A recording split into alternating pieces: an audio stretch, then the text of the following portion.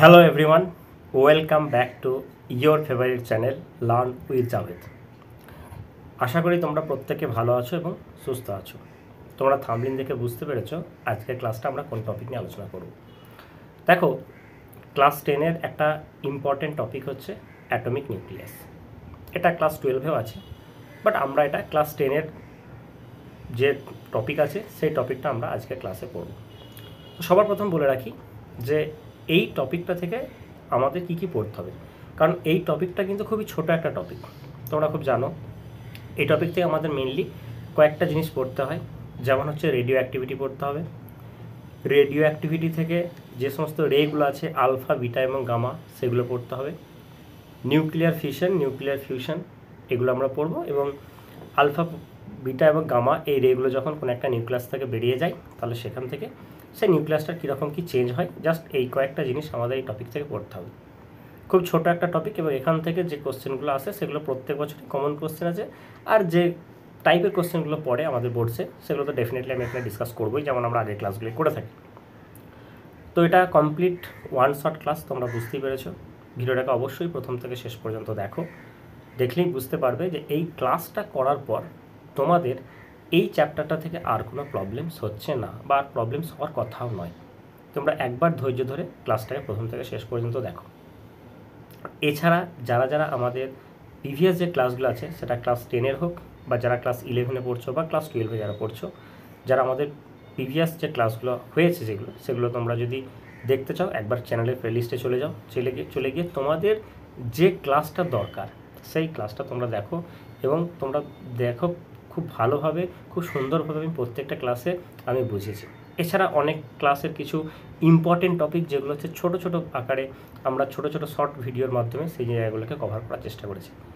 এই ক্লাসটা একটাই ক্লাস হবে যেখানে অ্যাটমিক নিউক্লিয়াস পুরো চ্যাপ্টারটা কমপ্লিট হবে, এবং যেহেতু এই চ্যাপ্টারটা ছোটো চ্যাপ্টার সেজন্য আমি এটাকে আর লেন্দি করছি না, ঠিক আছে? তো আমি আমার মোবাইলের স্ক্রিনটা শেয়ার করছি তোমাদের সাথে, এবং তোমরা অবশ্যই সেই স্ক্রিনে কিন্তু যে সমস্ত জিনিসগুলো আমি নোট ডাউন করবো সেই নোট ডাউন করা জিনিসগুলো তোমরাও কিন্তু খাতাতে কিন্তু নোট ডাউন করবে।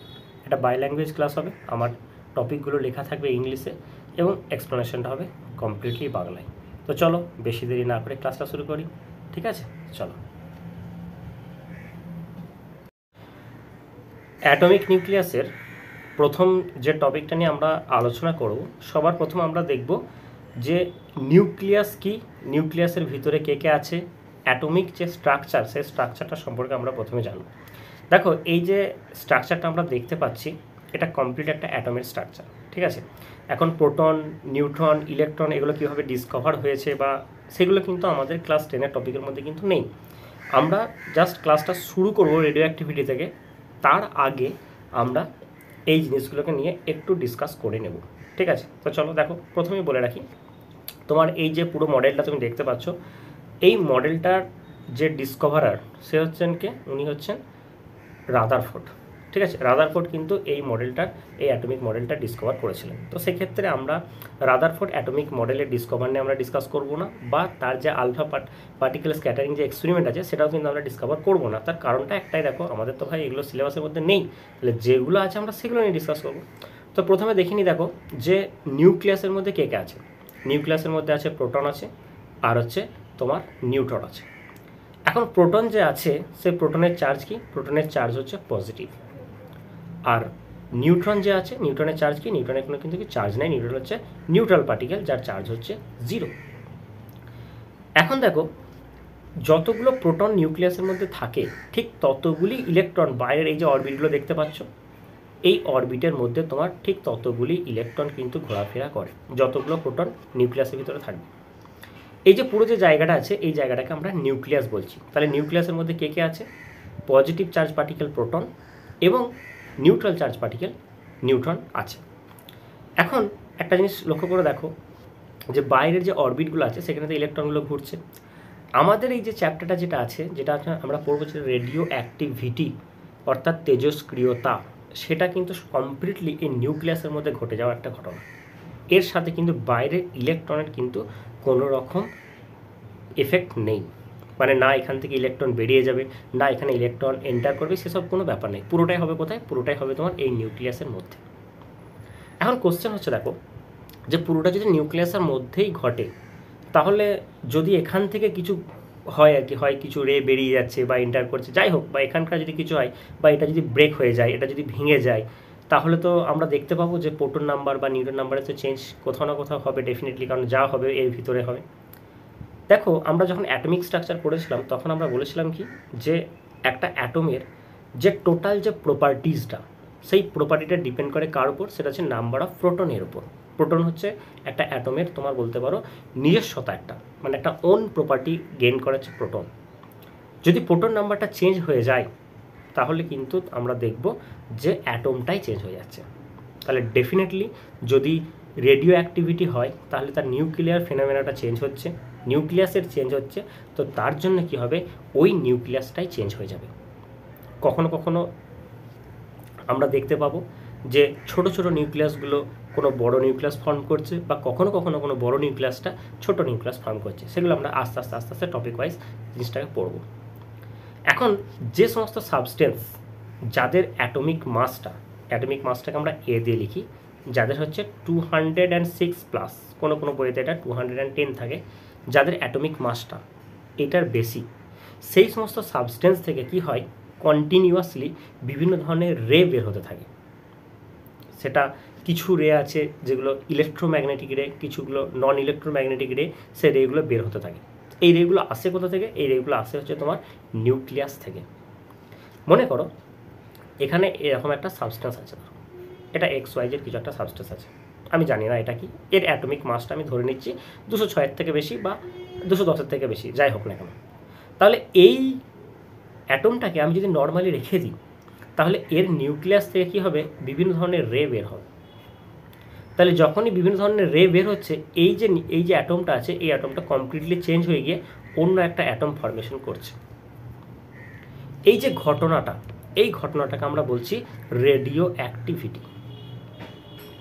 রেডিও অ্যাক্টিভিটি বা যেটাকে আমরা বাংলায় বলে থাকি তেজস্ক্রিয়তা। এখন এই যে সাবস্টেন্সটা আছে, এই সাবস্টেন্সটাকে আমরা বলবো রেডিও অ্যাক্টিভ সাবস্টেন্স, RS বললাম, রেডিও অ্যাক্টিভ সাবস্টেন্স। তাহলে যে সাবস্টেন্সটা থেকে তোমার রেগুলো বের হচ্ছে, সেই সাবস্টেন্সটাকে আমরা বলবো রেডিও অ্যাক্টিভ সাবস্টেন্স বা তেজস্ক্রিয় পদার্থ। আর রেগুলো বের হয়ে যখন একটা নতুন সাবস্টেন্স ফর্ম করছে, সেইটাকে আমরা বলবো হচ্ছে রেডিও অ্যাক্টিভিটি বা তেজস্ক্রিয়তা। এই ঘটনাটাকে আমরা বলছি। তাহলে এটার যে ইউনিট, সেই ইউনিটটা কী হবে, এর ইউনিট হচ্ছে দুজন সায়েন্টিস্টের নাম করে এর ইউনিট হচ্ছে দুটো। একটা আমরা SI ইউনিটটাকে ধরি বেকারেল, যেটাকে আমরা BQ দিয়ে লিখে থাকি, আর CGS ইউনিট বা যাই বলো না সেটা হচ্ছে 20, CU লেখা থাকে। তাহলে আমরা তেজস্ক্রিয়তার একক কী পেলাম, একটা পেলাম হচ্ছে বেকারেল আর একটা হচ্ছে 20।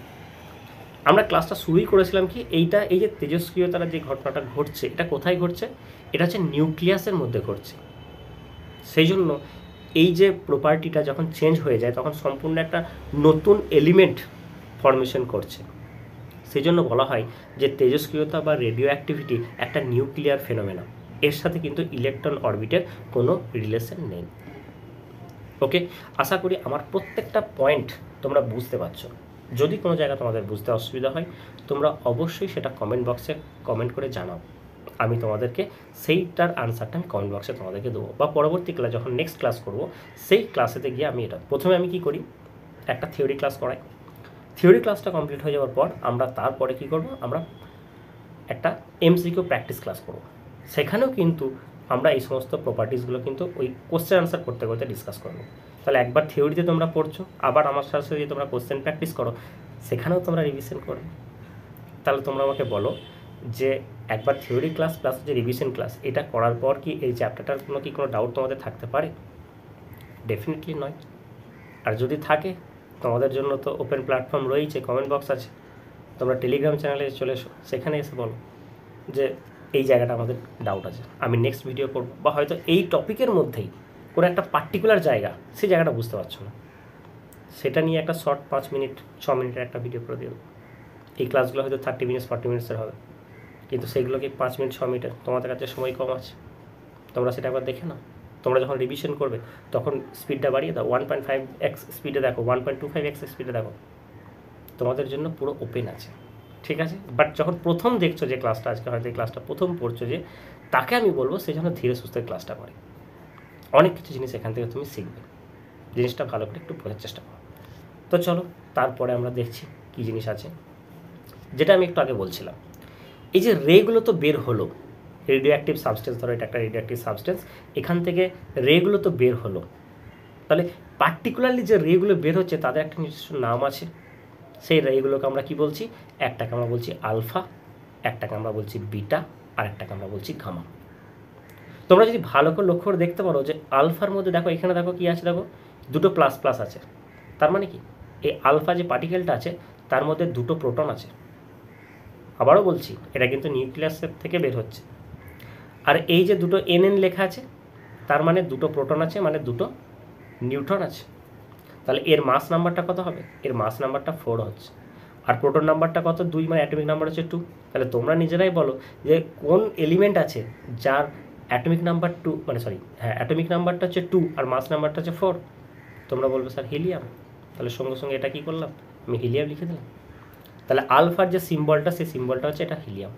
তার মানে কোথাও না কোথাও তোমরা একটা জিনিস ভালো করে বোঝো যে যখন কোনো একটা অ্যাটমের নিউক্লিয়াস থেকে যখন আলফা কণা বেরিয়ে যাচ্ছে, তার মানে সে কী করছে? সে শুধু আলফা বের হচ্ছে না, সে মাসটাকে 4 নিয়ে বেরোচ্ছে, আর অ্যাটমিকটাকে অর্থাৎ প্রোটনটাকে 2টো নিয়ে বেরিয়ে যাচ্ছে।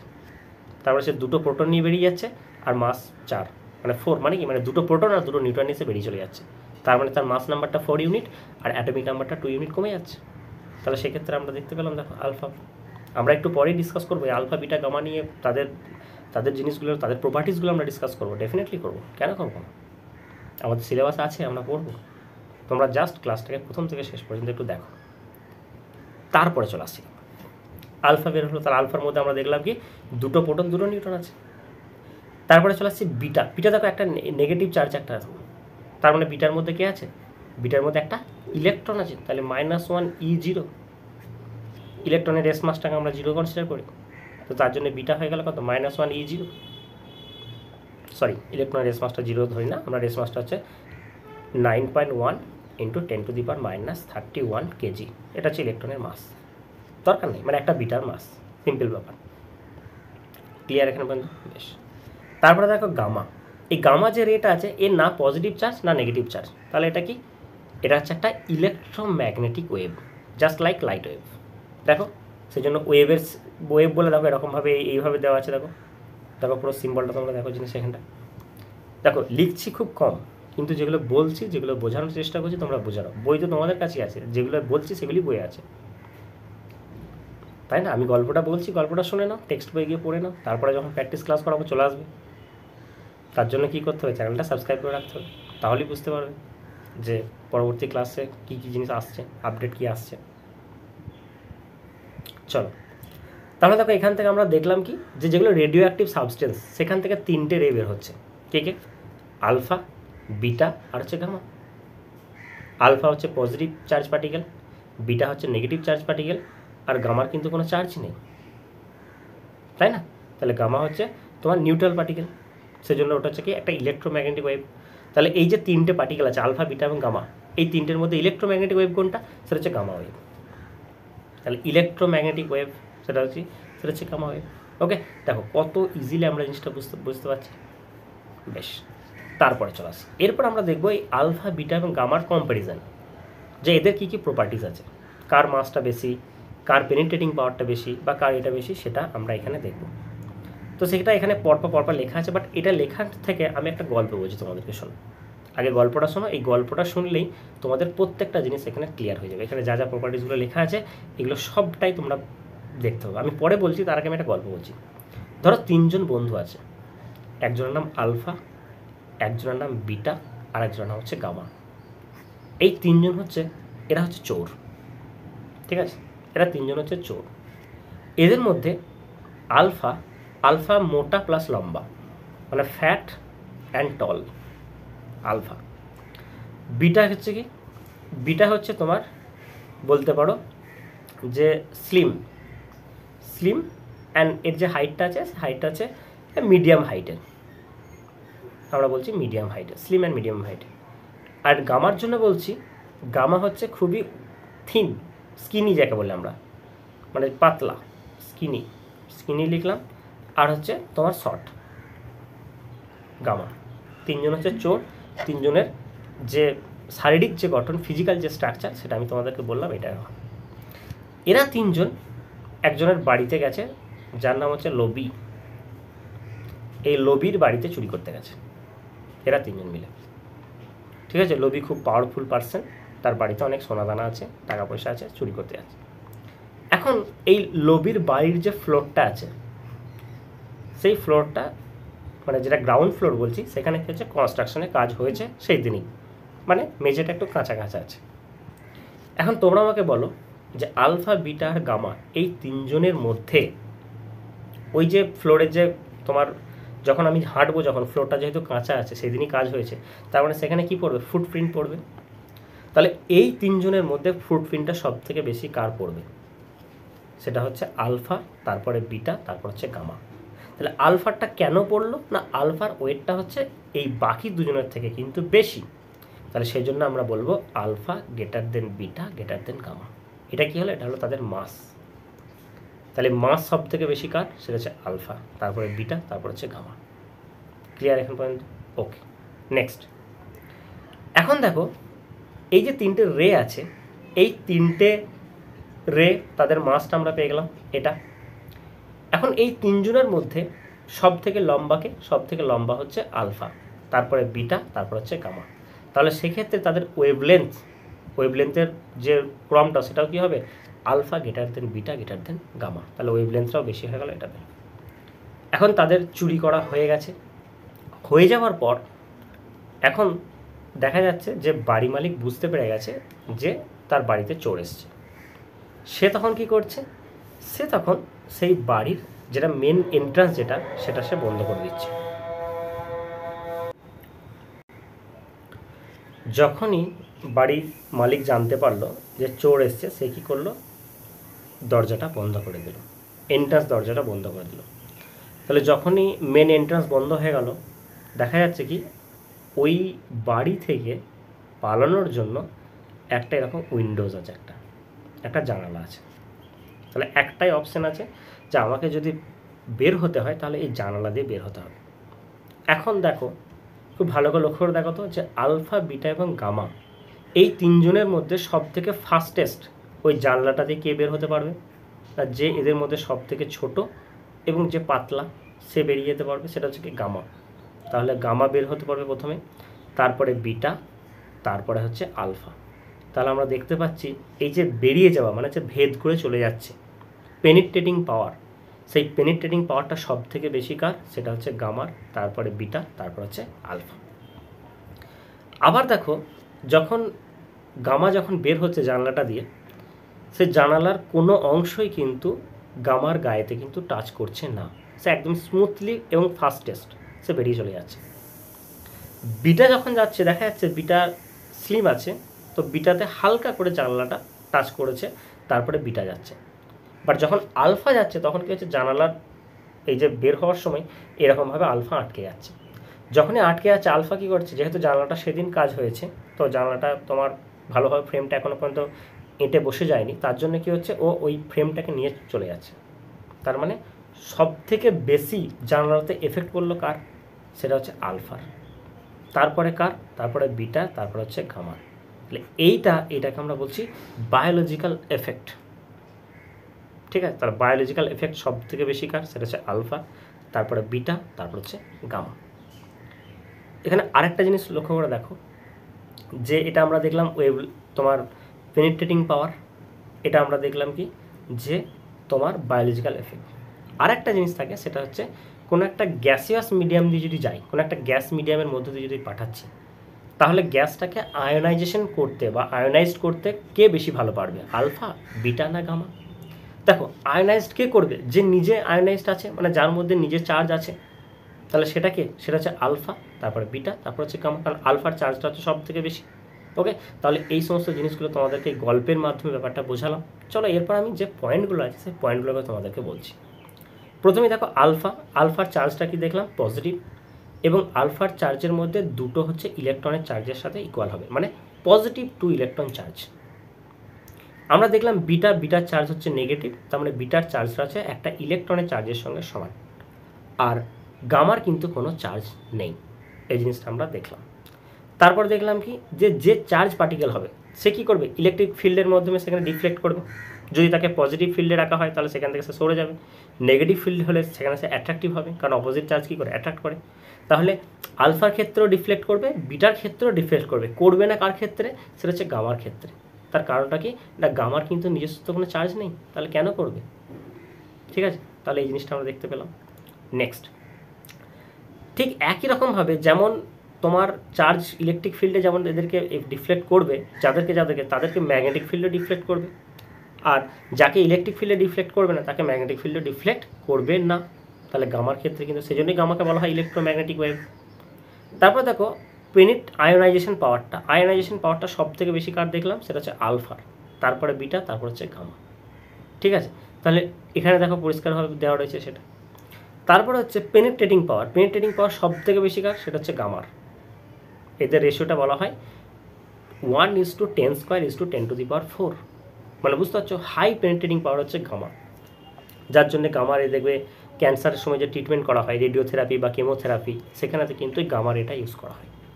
ঠিক আছে, কোনো ডিটেকটিভ এজেন্সিতে ধরো তুমি কোনো একটা বক্সের মধ্যে দিয়ে কিছু একটা বোম হোক বা কোনো কিছু জিনিস হোক সেটা তুমি নিয়ে যাচ্ছ, তাহলে সেটাকে চেক করার জন্য এই তোমাকে কী করতে হবে, সেই ভিতরে দেখতে হবে কী আছে। আমরা বলি না যে আমরা যখন শরীরে কোনো হাড় ফেটে যায় বা কোনো কিছু হয়ে যায় আমরা এক্স রে করি, এক্স রে একটা রে, তো এক্স রে থেকেও পেনিট্রেটিং পাওয়ার হচ্ছে বেশি, সেটা হচ্ছে তোমার গামার। এবং গামার ওয়েভলেন্থ হচ্ছে সব থেকে কম। পরীক্ষাতে কিন্তু কোশ্চেন আছে, আগের বছরই কোশ্চেন এসেছিল যে নিচের যে রেগুলো আছে তাদের মধ্যে সব থেকে তোমার ওয়েভলেন্থ কম কার, সেটা হচ্ছে গামার।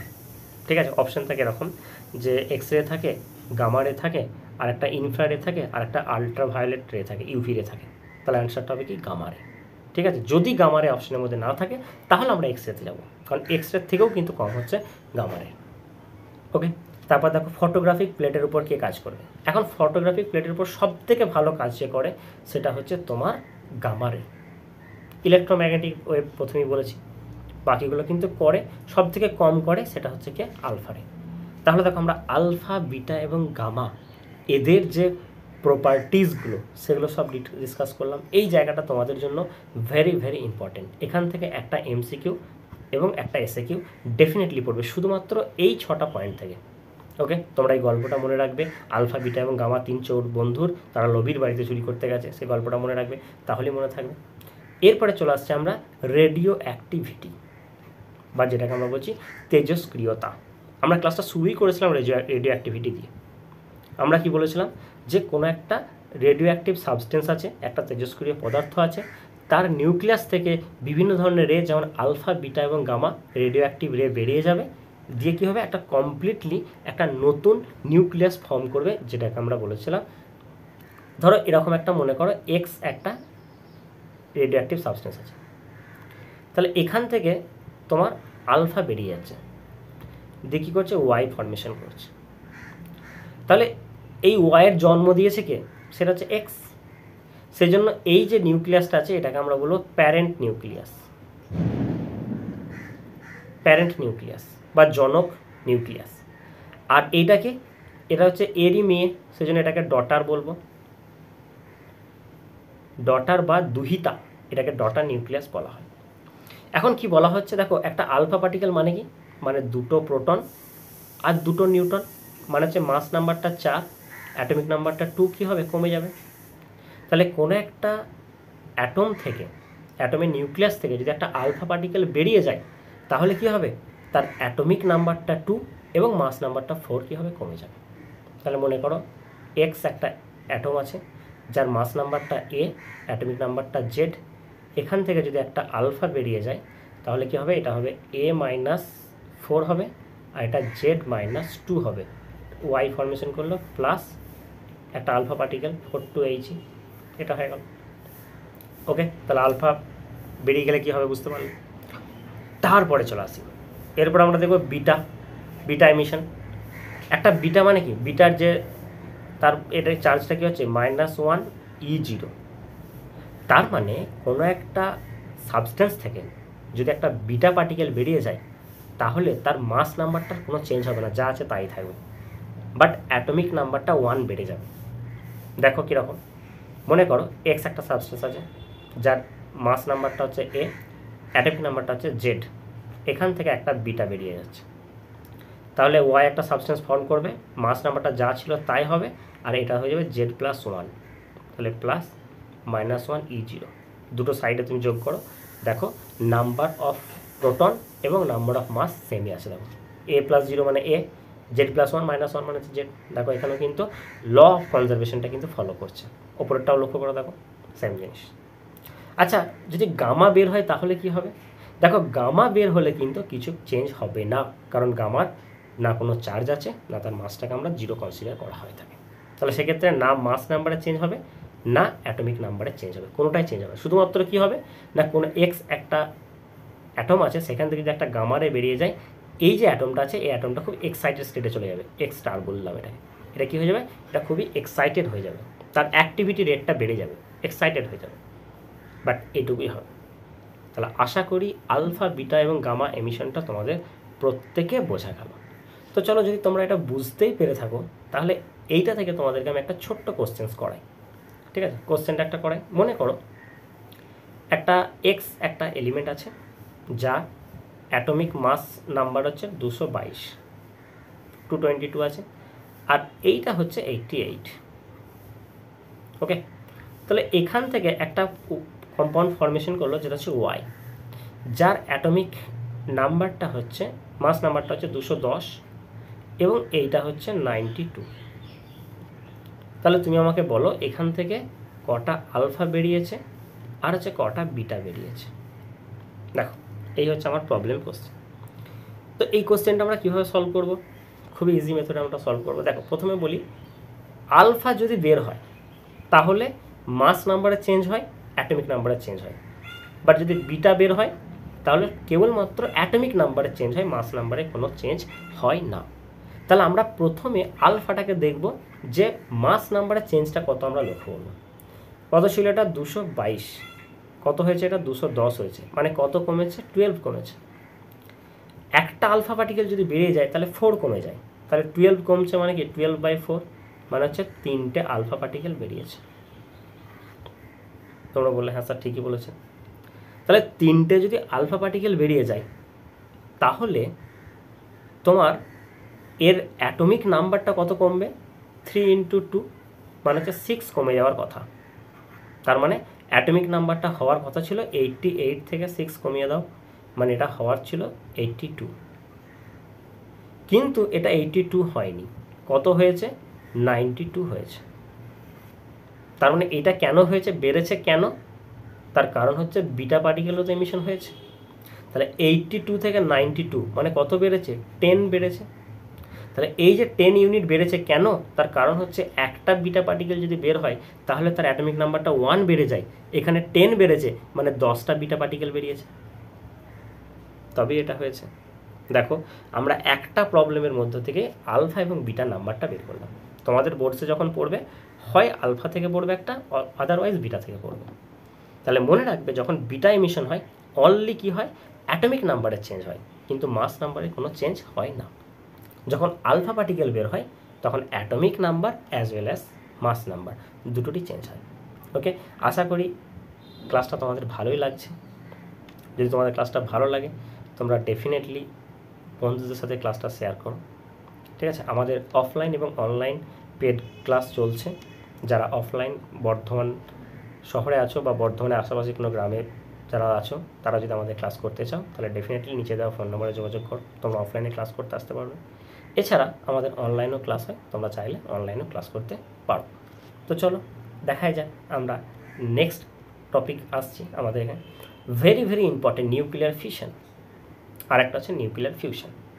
এখন কি হয় দেখো, এটা যদি আমাদেরকে বেঙ্গলিতে দেওয়া হয় কোশ্চেনটা যে নিউক্লিয়ার বিভাজন আর নিউক্লিয়ার সংযোজন, তাহলে কিন্তু কোশ্চেনটা আমাদের জন্য খুব ইজি। বাট অনেক সময় কী করে এক্সামিনার কী করে, বাংলাতে কোশ্চেন হলেও সেটাকে বাংলাতেই নিউক্লিয়ার ফিউশন আর নিউক্লিয়ার ফিশন বলে লিখে দেয়, যাতে করে ছেলেদের মধ্যে কনফিউশনটা তৈরি হয় সেটা বোঝার জন্য। তাহলে প্রথমে আমরা দেখব কি, সেটা হচ্ছে নিউক্লিয়ার ফিশন। ফিশন জিনিসটা কি? এখন মনে করো একটা হেভি নিউক্লিয়াস আছে, একটা বড় নিউক্লিয়াস আছে, ঠিক আছে। আমার এখানে দেখো পুরো ডায়াগ্রাম করাই আছে, আমি সেটা থেকেই তোমাদেরকে বোঝাই। মনে করো এটা একটা হেভি নিউক্লিয়াস আছে, এইচএন বললাম।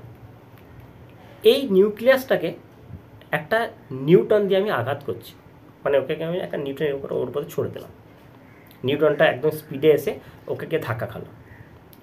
ওকে যখনই ধাক্কা দিল তখন কি হচ্ছে, এই হেভি নিউক্লিয়াসটা ছোটো ছোটো দুটো নিউক্লিয়াসে ভেঙে গেল, ছোটো ছোটো দুটো নিউক্লিয়াসে ভেঙে গেল।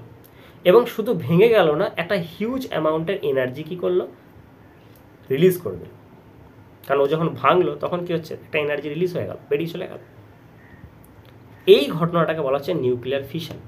যখন একটা হেভি নিউক্লিয়াস বা একটা ভারী নিউক্লিয়াস একটা নিউটন দিয়ে যখন তাকে অ্যাটাক করা হচ্ছে, তখন সেটা ভেঙে গিয়ে ছোটো ছোটো নিউক্লিয়াসে পরিণত হচ্ছে এবং প্রচুর পরিমাণে এনার্জি কী করছে, রিলিজ করছে। তাকে আমরা বলছি নিউক্লিয়ার ফিশন, ঠিক আছে। এবার এ কী করলো, একটা নিউক্লিয়াস, একটা নিউটন দিয়ে একে আঘাত করলো, দুটো নিউক্লিয়াস তৈরি হলো, আর হচ্ছে দুটো নিউটন তৈরি হলো। আবার এই নিউটনটা একে গিয়ে ধাক্কা দিল, তাহলে এ আবার দুটোতে ভেঙে যাচ্ছে, এরকমভাবে একটা দুটোতে ভেঙে যাচ্ছে। আবার একে দিচ্ছে, এ আবার দুটোতে ভেঙে যাচ্ছে। মানে এইটা কি হচ্ছে, একটা সাইকেলিক চেন, এটা চলতেই থাকছে। তখন আবার তখন এ যখন ভাঙছে দুটোতে, তাহলে এখানে দুটো নিউটন, এখানে দুটো নিউটন, মানে 4টে নিউটন ফর্মেশন করছে। এই প্রসেসটা কিন্তু কী হচ্ছে, চলতেই থাকছে।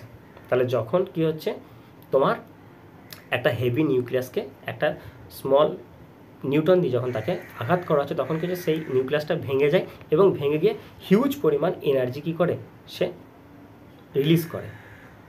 এইটাকে বলা হচ্ছে নিউক্লিয়ার ফিশন। ওকে, আশা করি এই জায়গাটা তোমরা প্রত্যেকে বুঝতে পেরেছো। যেমন ধরো অ্যাটম বোম বা পারমাণবিক বোমা, একটা বোম আছে, সেটা যখন ফেটে যায় গিয়ে যারা হিউজ এনার্জি রিলিজ করে এবং সেটা ভেঙে টুকরো টুকরো রকম হয়ে যায়। তাহলে এইটাকে কে কন্ট্রোল করছে, এটা কন্ট্রোল হচ্ছে নিউক্লিয়ার ফিশন। তাহলে পরীক্ষায় যদি প্রশ্ন করে যে অ্যাটমিক বোমের সোর্স অফ এনার্জি কী, সেটা হচ্ছে নিউক্লিয়ার ফিশন, ঠিক আছে। ওকে, চলো তাহলে যেটা আমাদের কনফিউশন জায়গা সেটাকেও আমরা দেখে নিই। তাহলে নিউক্লিয়ার ফিউশন জিনিসটা কি? ফিউশন মানে হচ্ছে জুড়ে যাওয়া, একত্রিত হওয়া, তাই তো। মনে করো এখানে আছে ডি মানে হচ্ছে ডয়টোরিয়াম, H12, একটা প্রোটন আর একটা নিউট্রন আছে। এটা হচ্ছে ট্রাইট্রিয়াম, H13, একটা প্রোটন আর দুটো নিউট্রন আছে। এরা যখন কম্বাইন করছে, একসাথে যখন জয়েন হচ্ছে, তখন কী করছে, তাহলে এখান থেকে একটা প্রোটন এলো, এখান থেকে একটা প্রোটন এলো, আর এখান থেকে একটা নিউট্রন এলো, এখান থেকে একটা নিউট্রন এলো। তাহলে কী ফর্মেশন করছে, 2He4, হিলিয়াম ফর্মেশন করছে। তাহলে এরা কী ছিল, এরা হচ্ছে স্মল নিউক্লিয়াস। তাহলে দুটো ছোটো ছোটো নিউক্লিয়াস যখন কম্বাইন করে একটা বড় নিউক্লিয়াস ফর্মেশন করছে, সেইটাকে আমরা বলছি নিউক্লিয়ার ফিউশন। তাহলে এক্ষেত্রে তুমি একটা দেখো, এর মধ্যে কি ছিল, এর মধ্যে একটা নিউটন ছিল, এর মধ্যে ছিল দুটো, তাহলে টোটাল নিউটন কটা ছিল, 3টে ছিল। তাহলে এখানে কম্বাইন করলে কটা নিউটন, দুটো নিউটন, আর একটা নিউটন কি ফ্রি নিউটন। এ তখন কী করবে, এখান থেকে পালিয়ে যাবে, স্পিড বেড়ে যাবে ওটা। এই যে নিউটনটা আছে, এটাকে বলা হচ্ছে থার্মাল নিউট্রন, এটাকে বলা হচ্ছে থার্মাল নিউট্রন। এই যে থার্মাল নিউট্রনটা বা তাপীয় নিউট্রনটা আছে, কি করতে হবে, এর স্পিডটা কমাতে হবে, তাহলে এ আবার গিয়ে কাউকে গিয়ে ধাক্কা খেয়ে আবার তাকে ফাটিয়ে দেবে। তাহলে সেই জন্য কী করা হয়, আমরা কিছু ইউজ করি, যেমন হচ্ছে D2O, ডয়টোরিয়াম অক্সাইড, অথবা গ্রাফাইট ইউজ করি। এগুলোকে কী বলা হয়, এগুলোকে বলা হচ্ছে মডারেটর। এগুলোকে আমরা মডারেটর বলে থাকি। গ্রাফাইট বা ডয়টোরিয়াম অক্সাইড নিউক্লিয়ার রিঅ্যাক্টরতে মডারেটর হিসেবে ইউজ করা হয়। এটাও আমাদের পরীক্ষায় কোশ্চেনে পড়ে। তাহলে নিউক্লিয়ার ফিউশন মানে কি, যখন ছোটো ছোটো নিউক্লিয়াস তারা একসাথে কম্বাইন করে একটা বড় নিউক্লিয়াস ফর্ম করে। তাহলে এই কম্বাইনের জন্য আমার কি দরকার, আমার এনার্জি দরকার, একটা হিউজ অ্যামাউন্টে এনার্জি তাদেরকে দরকার, তবেই তো তাদেরকে আমি কম্বাইন করাতে পারবো। তাহলে সেই এনার্জিটা দেবে কে, সেই এনার্জির সোর্স কী, সেটা হচ্ছে নিউক্লিয়ার ফিউশন। সেজন্য বোর্ডসে একটা কোশ্চেন পড়ে যে নিউক্লিয়ার ফিউশনের আগে নিউক্লিয়ার ফিশন কেন হয়। তার কারণ হচ্ছে নিউক্লিয়ার ফিশনে কী হচ্ছে, এনার্জি রিলিজ হচ্ছে, হিউজ অ্যামাউন্টে এনার্জি রিলিজ হচ্ছে। আর নিউক্লিয়ার ফিউশনে কী হচ্ছে, এনার্জি রিকোয়ারমেন্ট থাকছে, লাগবে আমাদেরকে। তাহলে সেই এনার্জিটা দেবেটাকে, সেই এনার্জিটা দেবে হচ্ছে তোমার নিউক্লিয়ার ফিশন দেবে। তাহলে সেখান থেকে এনার্জিটাকে নিয়ে ইউজ করা হচ্ছে। নাহলে সেই এনার্জিটাকে যদি আমরা যদি নর্মাল প্রসেস যদি দিতে যাই, হেভি কস্ট পড়ে যাবে, অনেক কস্টলি হয়ে যাবে। তাই না? তাহলে সেক্ষেত্রে আমরা এই জিনিসটা বলতে পারি।